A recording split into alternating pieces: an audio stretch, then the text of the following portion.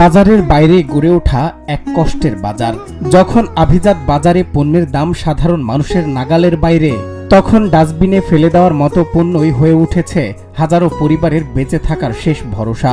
এটি শুধু কম দামে সবজি কেনার গল্প নয়, এটি আসলে তীব্র খিদে আর বুক ফাটা লড়াইয়ের এক জীবন্ত সাক্ষী।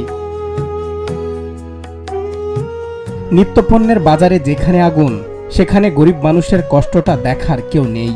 বড় বাজারের ভালো পণ্য কেনার সামর্থ্য যাদের নেই, তারা চেয়ে থাকেন কখন বেচা কেনা শেষ হবে।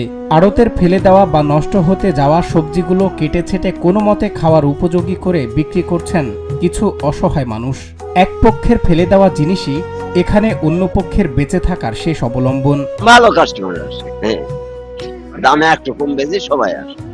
এই মধ্যম শ্রেণী, গরিব মানুষ, গরিব মানুষ বেশি সদা বাজার করে। আমার দিন পথ চলে ইনশাল্লাহ। 120 টাকা কেজি, মালটা 100 টাকা কেজি, এই বারোটা তৈরি 300-400 টাকা থাকে। আর খুব কষ্টে চলে। ছেলে তো ভালো না, ছেলে কামাই করে না, সে কচুর শাক এনে বেচতে আনা হয় না। আজকে 60 টাকা বেচাইনি, কে প্রথম 100-150 বেশি, আজকে তাও বেচাইনি। স্থানটি সাভারের আশুলিয়ার বাইপাইল। দেশের অন্যতম বড় এই আড়তে রাতে ট্রাক থেকে মালামাল নামানোর সময় অনেক সবজি নিচে পড়ে নষ্ট হয়। পুঁজিহীন কিছু মানুষ সেই ফেলনা পণ্যগুলোই কুড়িয়ে এনে রাস্তার পাশে কম দামে বিক্রি করেন। ভিক্ষা করে না, সততার সাথে বেঁচে থাকার এক অনন্য যুদ্ধ চলছে এই গরিব বাজারে। গরিব গরিব মানুষ আহে 2-4 জন, গরিব মানুষের পেট চালায়, সংসার চলে না, কি করব? গরিব মানুষ মোটামুটি কম দামে পাওয়া যায়, সবার কাছ থেকে আমরা সস্তা দামে পাই, আমাদের পেট চলে। আমরা গরিবরা যারা আছি তারা এখান থেকে মাল কিনে আমরা মনে করেন যে আমাদের জীবিকা নির্বাহ করি। এদিকে ক্রেতারা বলেন বড় বাজারে যাওয়ার সাহস পায় না, এখান থেকে কম দামে ফল কিনে অন্তত বাচ্চাদের মুখে দিতে পারছি।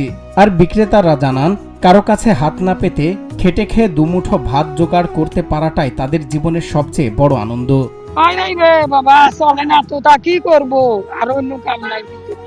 অনেকে কিনে না, আবার অনেকে কেনে, এরকমই মানে আমরা মানে না পারলে পরে এরকম মানুষই কিনে, মানে যারা পারে তারা মানে দাম দিয়ে কিনতে পারে, আমরা মানে যেরকম আমাদের সামর্থ্য আর কি সেরকম অনুযায়ী কিনে। এই ঝলমলে শহরের আড়ালে লুকিয়ে থাকা হাজারো মানুষের বুকচাপা কান্নার এই দলিল বাইপাইলের বাজারে। সততার সাথে টিকে থাকার এই লড়াইকে অনেকেই ধন্যবাদ জানিয়েছেন। সজল বিশ্বাস, নিউজ ডেস্ক, বাংলা টিভি।